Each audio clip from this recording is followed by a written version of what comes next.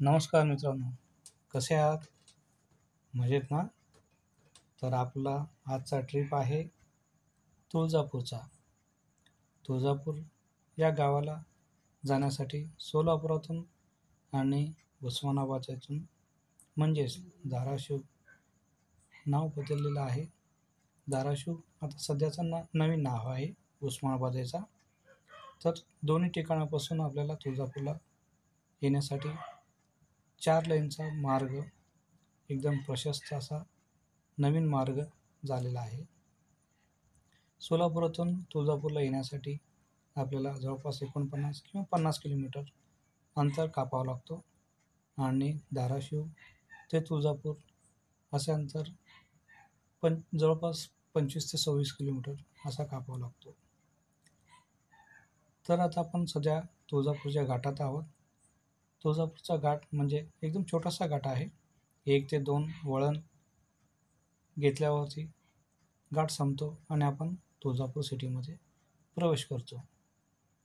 तर प्रवेश केल्या केल्या असे काही ठिकाण आहेत ते आपण बघून पुढे गेलात तर एकदम व्यवस्थित होईल. आता आपण चाललोय बघा श्री पापनाश तीर्थक्षेत्र. या तीर्थक्षेत्राचे एक महत्त्व आहे, एक इतिहास आहे.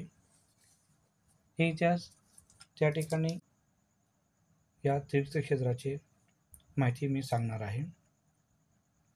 तर बघा, हे आजूबाजूला थोडीफार वस्ती आहे. या वस्तीतून आपल्याला पुढे जायचं आहे. हे बघा, हे आहे पापनाश तीर्थक्षेत्र. बघू शकता तुम्ही.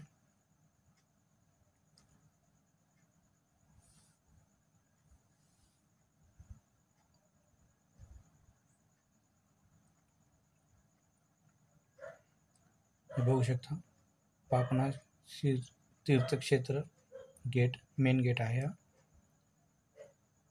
तर याचं महत्त्व म्हणजे बघा, हे तीर्थ पापनाश नावाने प्रसिद्ध आहे. हे अति प्राचीन असून येथे जी पुष्करणी आहे तिच्या पवित्र पाण्याने स्नान केले असता सर्व पापांचा नाश तत्काल होतो. याची प्रचिती कृत युगात म्हणजे साधारण 21,65,719 वर्षापूर्वी इंद्रदेवाने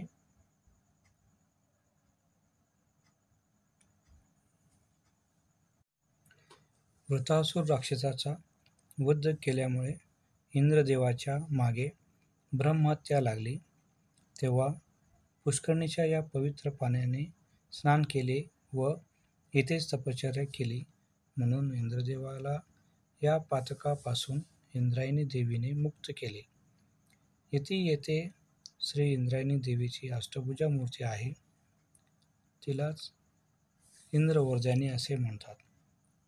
तिचे दर्शन नित्यनियमाने घेतले असता सध्याच्या कठीण काळात संसारी मनाचे दुःख, पीडा, पापाचे सहज निवारण होते.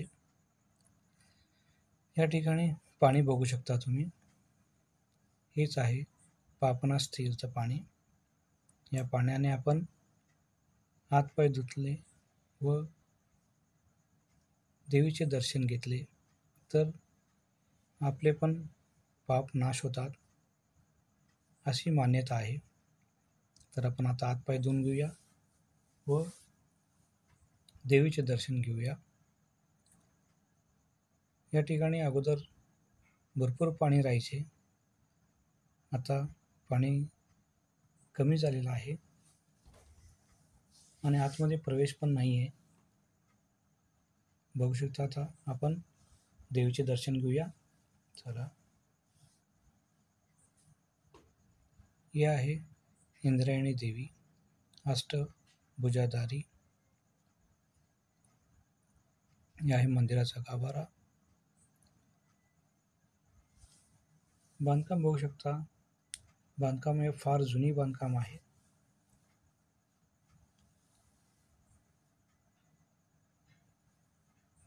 पूर्णपणे दगडी बांधकाम आहे.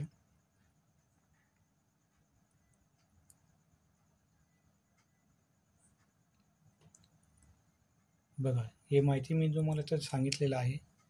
पॉज करून तुम्ही माहिती याच्यामध्ये वाचू शकता. आता आपण चाललेलो आहोत पद्मशाली धर्मशाला निवासस्थानाकडे. आपली रूम त्या ठिकाणी बुक केलेली आहे. जाताना एकदा कन्फर्म करून मग रूमची चावी घ्यायची आहे. हे जे आता बस स्टँड बघत आहात तुम्ही, हे जुनी बस स्टँड आहे.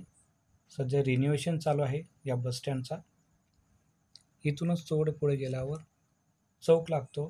त्या चौकातून राईट साईडला म्हणजे लातूरच्या रोडला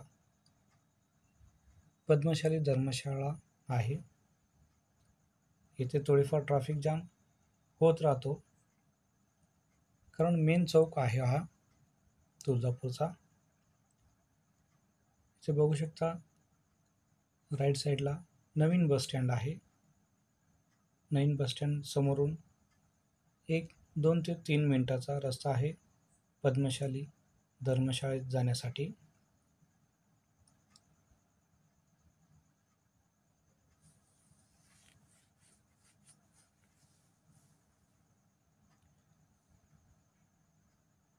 हा लातूरचा रोड पण 4 लेन झालेला आहे.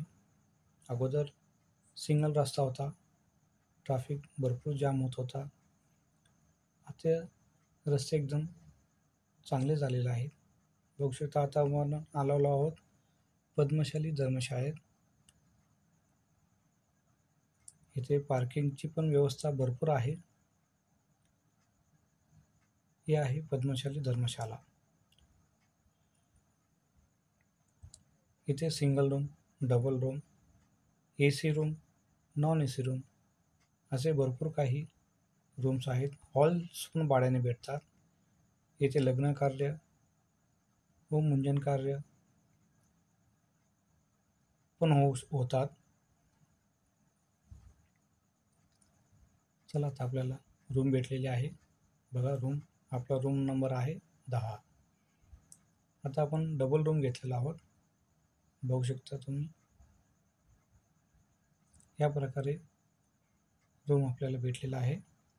हा पहिला रूम, हा झाला दुसरा रूम.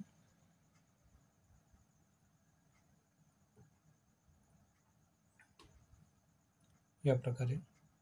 चला, तर आपण तुम्हाला धर्मशाला बाहेरनं दाखवतो. बघा किती लोक या ठिकाणी आलेले आहेत आणि त्यांचे मुलं ते मैदानमध्ये खेळत आहेत. हे रस्ता जातो पार्किंगच्या एरियामध्ये.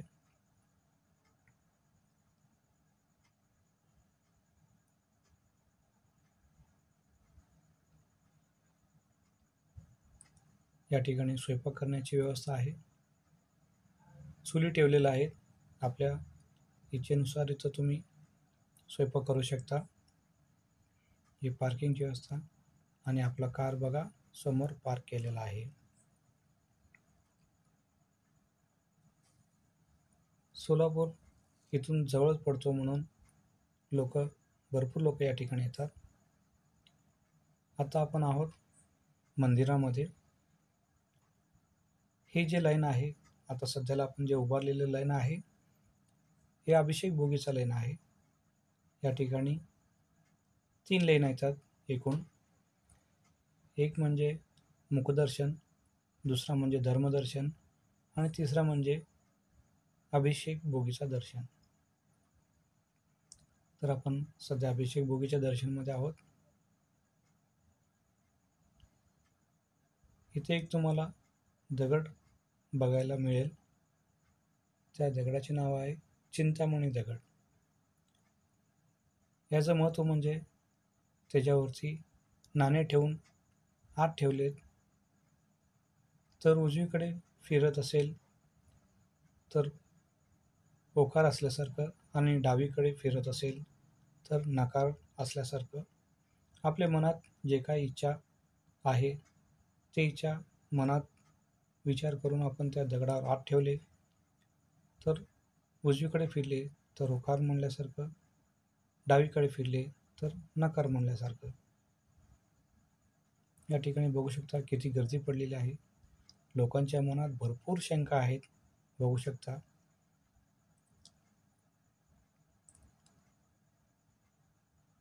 असो, प्रत्येकाची चिंता प्रत्येकाच्या मागे.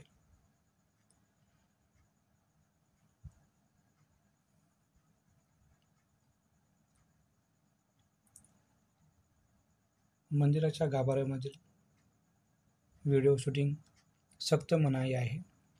त्यासाठी मी आतमधील व्हिडिओ दाखवू शकत नाही किंवा मी व्हिडिओ काढू शकत नाही. आता आपण आलेलो आहोत मंदिराच्या बाहेर आणि पुजारी लोक सगळ्या भक्त लोकांना बोलावून देवीच्या फोटोसमोर आरती करतात व जोडीने आले तर ओटी भरण करतात. बघा, आपले पुजारी पण आता आरतीची तयारी करत आहेत. बघू शकता समोर मोठी टी.व्ही. आहे. त्या टी.व्हीमध्ये आतमध्ये जे अभिषेक व नित्यनेमाने जे कार्यक्रम होत असतात ते लाईव्ह आपल्याला दाखवतात. हे जे आहे मंदिराचा मंडप.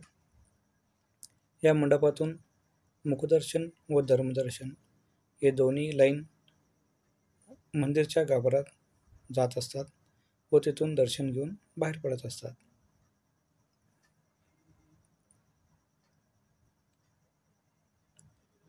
चला, आता आपला आरतीचा वेळ झालेला आहे. आरती चालू आहे. बघू शकता समोर देवीची मोठी मूर्तीची फोटो आहे. हे सगळे भक्त लोकांना या ठिकाणी पुजारी लोक बोलवतात. या ठिकाणी आरती देतात. हा आरतीचा स्थान आहे.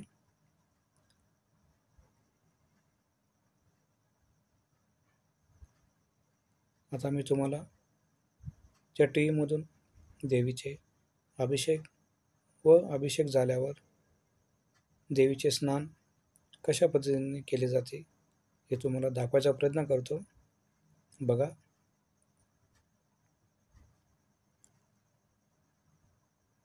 अशा पद्धतीने सगळ्या देवी भक्तांना आरती या ठिकाणी करायचा असतो. आता पानपूजेची वेळ झालेली आहे. हे बघू शकता, पानपूजेसाठी तयारी चालू आहे.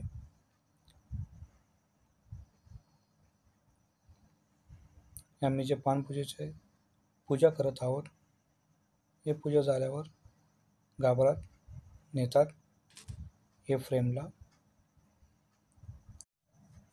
चला, आता रूमवरती जायची वेळ आली आहे. दर्शन वगैरे व्यवस्थित झालेलं आहे. हे बघा, आता आपण बाहेर पडत आहोत.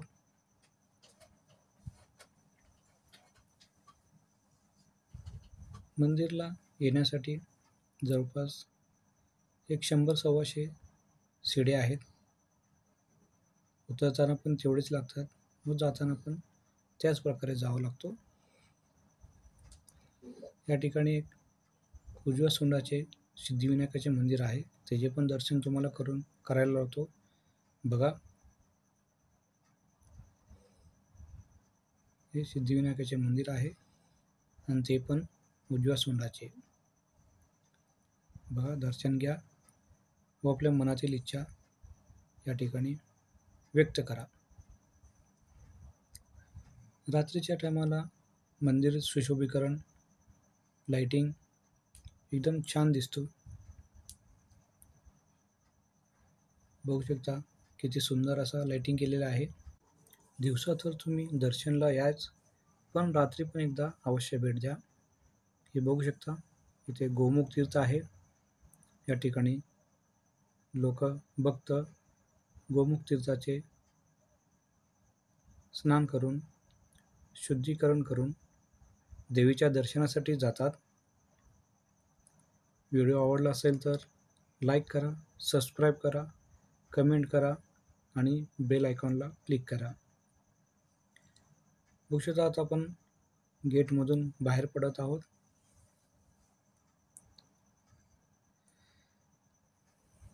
ही आहे मंदिराच्या बाहेरील बाजारपेठ. रात्रीचे 11 वाजलेले आहेत, तरी भक्त लोकांचे वर्दळ चालू आहे.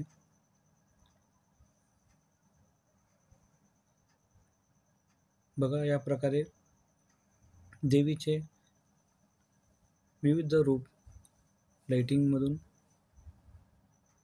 तयार करून ठेवलेले आहेत. बघू शकता सगळे रूप देवीचे आहेत.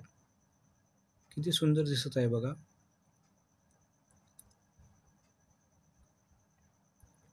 दिवसा तुम्ही दर्शन घेतलात तर रात्री पण एकदा अवश्य दर्शनासाठी या. अशा प्रकारे सुंदर दिसतो.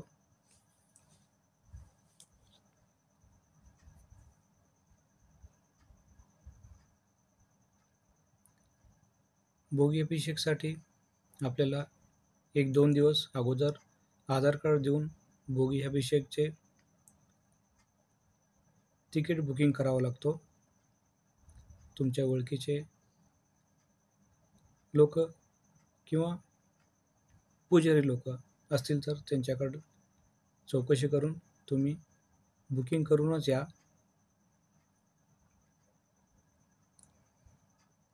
बघू शकता रोडवरील हे गणपतीचे मंदिर आहे.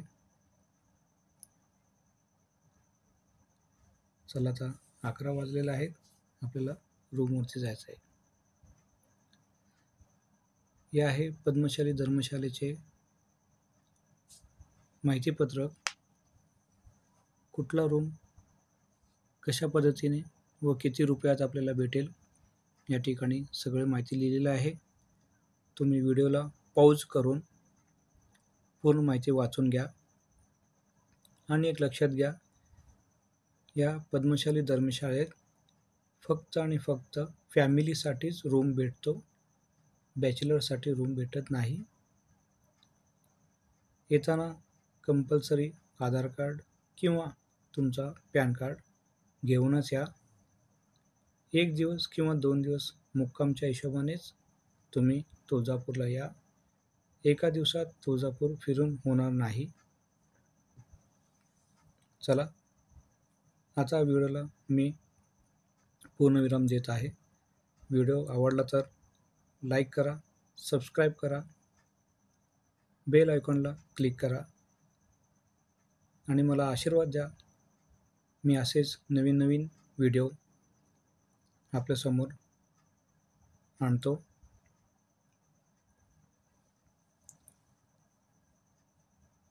व्हिडिओ बघितल्याबद्दल मनपूर्वक आभार आहे. धन्यवाद. पुन्हा भेटूया पुढच्या व्हिडिओमध्ये.